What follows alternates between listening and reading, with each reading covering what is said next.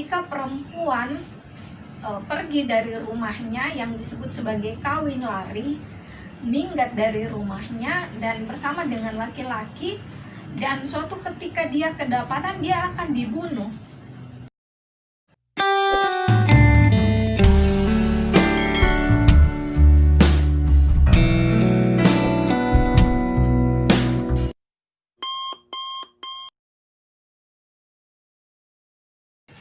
Ya, assalamualaikum warahmatullahi wabarakatuh, teman-teman sekalian. Jumpa lagi dengan saya, Ana Mardiani Hipatia, dalam bedah buku Mitos Kecantikan Kala Kecantikan Menindas Perempuan. Nah, dan kita kali ini berada pada sesi yang terakhir. Nah, teman-teman sekalian, untuk sesi yang terakhir ini kita akan menjelaskan dua pembahasan, yakni mengenai kekerasan dan yang kedua apa yang melampaui mitos kecantikan. Ya, teman-teman sekalian, saya akan masuk ke pembahasan mengenai kekerasan dulu nih. Jadi di dalam pepatah Prancis atau peribahasa yang ada di Prancis, ketika kamu ingin cantik, maka kamu harus menderita. Nah, ini adalah pepatah atau peribahasa yang sangat populer di Prancis. Ini adalah sebuah penggambaran bahwa cantik itu adalah derita, cantik itu adalah luka, seperti itu. Dan kalau kita ingin melihat bagaimana babakan kekerasan ini begitu menyakiti perempuan, kita bisa melihatnya di dalam dua pembahasan, yakni yang pertama mengenai di dalam sejarahnya ternyata mengenai perempuan yang mengalami penindasan atau kekerasan ini begitu banyak penjabarannya, terutama di dalam tradisi Yunani. Di pemerintahan Yunani ada aturan yang menghukum perempuan ketika melakukan hubungan seksualitas. Misalnya, pemerintahan Yunani yang bernama Solon ini akan menjatuhkan hukuman kepada perempuan yang ketika kedapatan melakukan tindak seksual,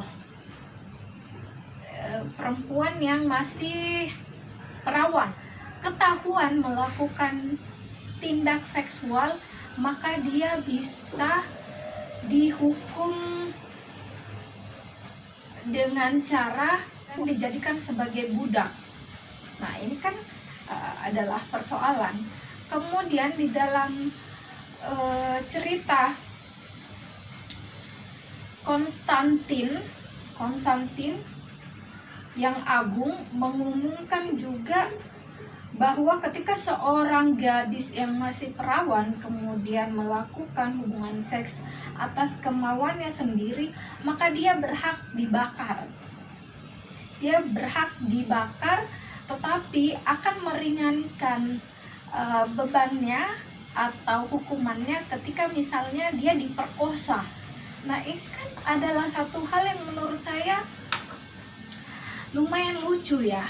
Kekerasan atau penindasan yang terjadi terhadap perempuan itu sudah begitu lama. Dan contoh-contoh yang saya angkat ini cukup membuat khususnya saya jadi tergelitik. Loh, kok seperti itu ya? Hal-hal yang terjadi pada perempuan, dan tentu saja ini akan berbeda ketika laki-laki yang melakukan hal tersebut. Ini yang saya dapatkan dalam bacaan buku Mitos Kecantikan. Kemudian saya secara pribadi ingin sedikit memberikan sebuah perspektif yang agak sedikit sama. Jadi sebenarnya di dalam tradisi asar ini juga ada hal yang agak serupa dalam cerita Konstantin ini atau dalam cerita Yunani yang saya angkat tadi ini. Misalnya dalam budaya Silarian yang ada di Makassar. Jadi ketika perempuan pergi dari rumahnya yang disebut sebagai kawin lari, minggat dari rumahnya dan bersama dengan laki-laki, dan suatu ketika dia kedapatan dia akan dibunuh. Jadi ketika perempuan pergi dari rumahnya yang disebut sebagai kawin lari, minggat dari rumahnya dan bersama dengan laki-laki, dan suatu ketika dia kedapatan dia akan dibunuh. Jadi ketika perempuan pergi dari rumahnya yang disebut sebagai kawin lari, minggat dari rumahnya dan bersama dengan laki-laki, dan suatu ketika dia kedapatan dia akan dibunuh. Tetapi untuk keluarga si laki-laki ini atau pada si laki-laki ini, ketika misalnya dia kedapatan di suatu tempat atau di mana, walaupun dia adalah diketahui bahwa dia adalah si suami perempuan tadi ini, dia tidak akan diperlakukan hal yang sama sebagaimana perempuan. Perempuan ketika dia akan dibunuh karena ini dianggap sebagai aib besar terhadap keluarganya. Tetapi lucunya ketika laki-laki ditemukan di jalan atau dimanapun, dia tidak akan diperlakukan yang sama sebagaimana perempuan. Dia tidak akan dibunuh, paling hanya dijauhi saja. Nah, seperti itulah cerita atau culture yang terjadi di dalam budaya Makassar. Saya lanjut ke buku Naomi Wolf ini. Yang akan saya bahas selanjutnya adalah bahwa ketika babakan mengenai seksualitas ini dianggap sebagai kekerasan, begitu banyak kekerasan yang terjadi pada perempuan dengan cerita-cerita tadi ini, di sini pula ada pelegalan banyak hal dengan hubungannya masih dengan hubungannya seksualitas ini. Kekerasan dalam seksualitas maksud saya ini belakangan di Amerika Serikat itu melegalkan tentang pil KB. Misalnya si suaminya ini tidak menginginkan secepatnya punya anak atau menginginkan si perempuan ini jangan punya anak, maka adalah yang disebut sebagai pil KB. Nah, dan pada akhirnya pil KB ini menjadi sesuatu yang legal oleh pemerintah Amerika. Kemudian hal yang sebagaimana yang saya baca juga, semoga saya tidak salah memahami dan teman-teman boleh juga sebenarnya membaca bukunya ini. Mari ayo kita sama-sama membaca bukunya. Saya juga menemukan selain melegalkan pil KB, ini juga ada pelegalan aborsi loh. Jadi ada pelegalan tentang aborsi yang ada di sana, tapi dengan alasan-alasan tertentu seperti itu. Nah, jadi itu bisa saja, boleh saja dilakukan aborsi, dan sebetulnya ini juga adalah bentuk-bentuk kekerasan tentu saja terhadap perempuan. Betapa sakit ketika misalnya perempuan harus melakukan aborsi. Demikian juga sebenarnya ketika perempuan melakukan KB. Ini kan sebenarnya menyakiti perempuan, lebih kepada alat-alat reproduksinya. Ini bisa saja mengalami ketidaksuburan atau apa. Banyak hal yang bisa terjadi terhadap perempuan. Nah, kemudian yang selanjutnya menjadi kekerasan terhadap perempuan selain rasa sakit yang ditimbulkan akibat aborsi, pil KB, kemudian hubungan seksualitas tadi yang kemudian seringkali mendapati kekerasan dan berbeda dengan perlakuan terhadap laki-laki. Ini juga ada yang disebut sebagai sebagaimana yang juga sebelumnya telah saya bahas, generasi yang berkembang adalah generasi anoreksia atau gizi buruk atau kesakitan-kesakitan yang berlipat ganda terhadap perempuan karena dia melakukan diet. Dan inilah yang menyebabkan pornografi semakin marak di Amerika Serikat. Pada bagian yang kedua, di mana mengenai industri bedah kosmetik ini sebetulnya juga menyiksa dan membuat perempuan ini semakin sakit, coba untuk menahan rasa sakit, yang intinya semua ini menyebabkan adanya penyakit bahkan kematian, dan intinya adalah kekerasan jelas terjadi kepada perempuan. Di dalam babakan sub bahasan kekerasan ini juga ada sebenarnya pembahasan persoalan kesehatan. Apakah memang kesehatan yang ditawarkan ini memang benar-benar sehat oleh dokter kecantikan, oleh dokter bedah kosmetik? Apakah benar-benar semua ini adalah sebuah kesehatan yang sesungguhnya, atau sebenarnya ini adalah sebuah manipulasi yang diciptakan oleh para industrialisasi yang bekerja sama juga dengan dokter bedah kosmetik untuk melanggengkan usaha-usaha bagaimana supaya industri ini semakin laris, semakin laku di pasaran, dan semakin banyak orang yang tertarik untuk mengikuti operasi, mengikuti rangkaian-rangkaian yang dimaksudkan oleh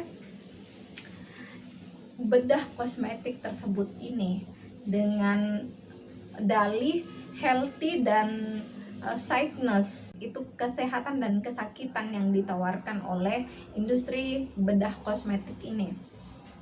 Kemudian yang paling menarik yang disampaikan oleh Naomi Wolf di babakan terakhir ini, di subbahasan terakhir ini, adalah mengenai apa yang melampaui kecantikan. Nah, di sini begitu banyak lontaran pertanyaan yang disampaikan oleh Naomi Wolf, tiada henti-hentinya, yang memang ini membuktikan bahwa Naomi Wolf ini sangat kritis, sangat ingin betul-betul membela perempuan. Bagaimana beliau coba untuk melakukan prosesi untuk membela perempuan.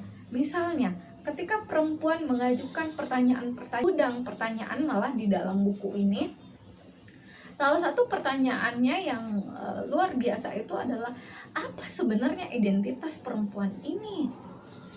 Kemudian, apa sebenarnya kecantikan pada perempuan ini? Ada tidak sebenarnya cantik itu? Lalu, apa yang membedakan antara tubuh atau jenis kelamin perempuan dengan lelaki? Kenapa mereka betul-betul terkesan sangat dibedakan? Mengapa kesannya dia, apakah memang fleksibel ini perempuan sehingga dia bisa dibedah, dibentuk, diapain kayak gitu loh. Dan ini agak berbeda dengan para lelaki-lelaki tentunya. Ini disampaikan oleh Naomi Wolf. Dan yang terakhir, sebenarnya pertanyaannya juga adalah, apakah ketika perempuan tidak menggunakan lipstik seperti saya ini dalam kondisi tertentu atau dalam semua kondisi, apakah ini menunjukkan bahwa perempuan ini akan selalu muncul perasaan rasa bersalahnya ketika dia tidak menggunakan lipstik? Apakah PD-nya jadi hilang, kemudian kesannya tuh dia seperti salah gitu, ada yang salah ketika dia tidak menggunakan lipstik, kayak seperti itu. Itu juga dijelaskan oleh Naomi Wolf. Ini semua ini sesuatu yang sangat-sangat menarik sekali, dan coba kita kembali membaca di halaman 546 itu mengatakan bahwa sekitar 160 tahun loh bedah kosmetik, industri bedah kosmetik itu mempengaruhi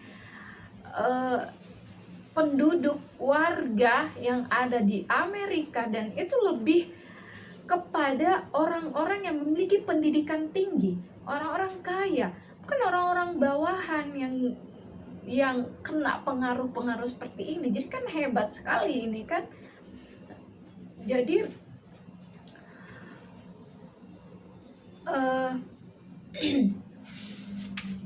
pola promosinya itu luar biasa, periklanannya itu luar biasa, cara-cara bagaimana mempengaruhinya itu tentu sangat luar biasa, karena ini bukan hanya orang-orang bodoh atau dalam artian orang-orang miskin, orang-orang yang tidak punya pengetahuan, malah sasarannya adalah orang-orang cerdas, orang-orang kaya, orang-orang berpendidikan.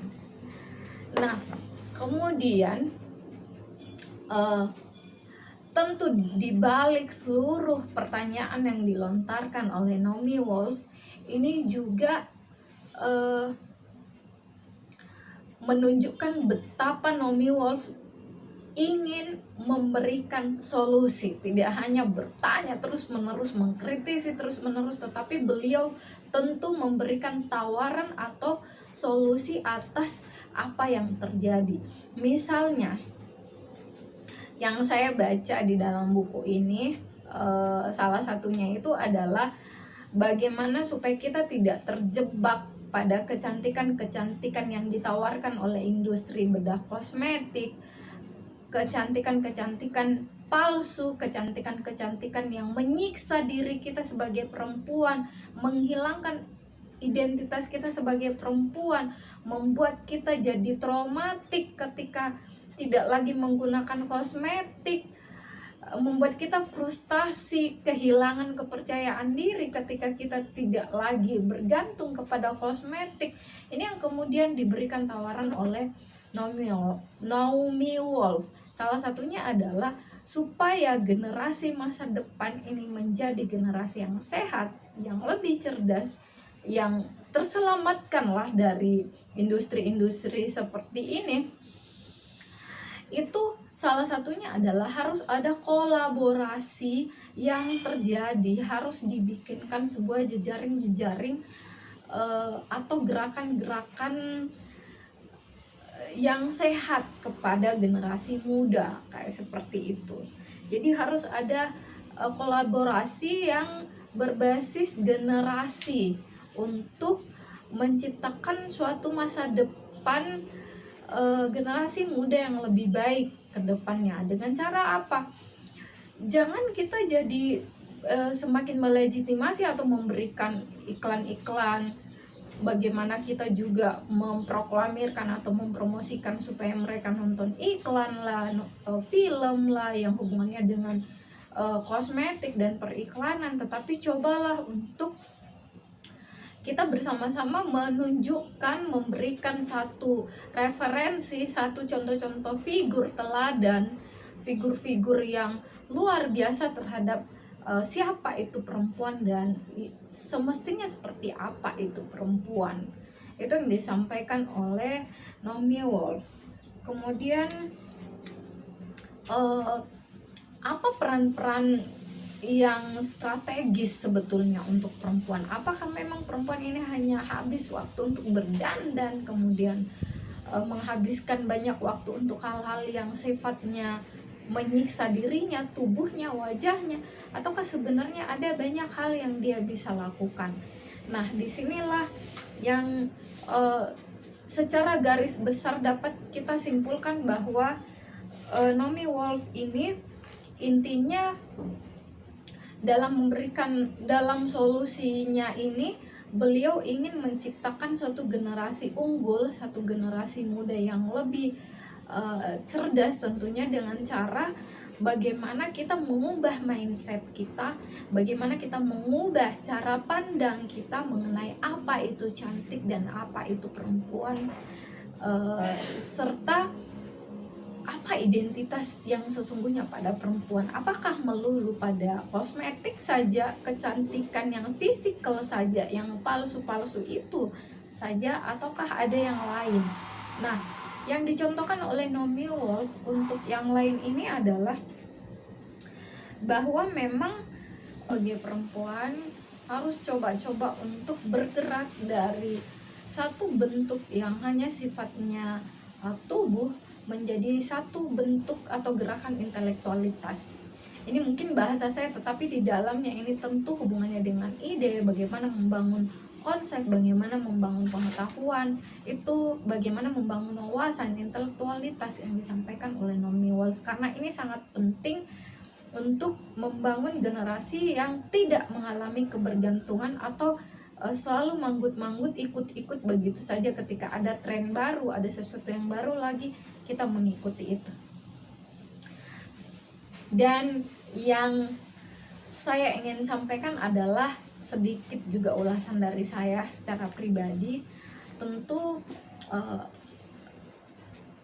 kritisan Naomi Wolf terhadap kondisi Eropa, Amerika, Prancis dan sekitarnya ini adalah sesuatu yang boleh dikata masih ada sinergitas dengan apa yang terjadi hari ini. Hanya saja tidak semua untuk kita, tidak semua konteksnya masih sama hari ini. Kita melihat bahwa begitu banyak hari ini industri kosmetik yang sehat hari ini. Kemudian hari ini juga sudah banyak produk-produk yang diciptakan yang tidak begitu merusak perempuan. Banyak juga hal-hal yang hari ini sebenarnya ketika kita ingin memajukan persoalan kosmetik, jadi saya pun secara pribadi tidak berarti dengan membedah buku ini atau membicarakan bagaimana konsep Naomi Wolf ini kita jadi harus anti terhadap kosmetik, bukan, atau anti terhadap kecantikan, bukan seperti itu.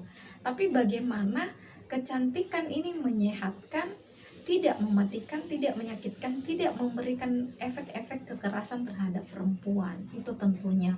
Dan sebenarnya ada tawaran-tawaran hari ini itu sudah lebih marak ya, tawaran-tawaran kecantikan yang ala-ala alami, yang natural, yang tidak memberikan efek samping yang besar, misalnya dari tomat atau dari wortel atau dari madu atau dari campuran-campuran alami, semua herbal dalam bahasa lainnya, yang sebenarnya juga bisa membantu dan budgetnya tidak terlalu besar dibandingkan industrialisasi yang diciptakan ini.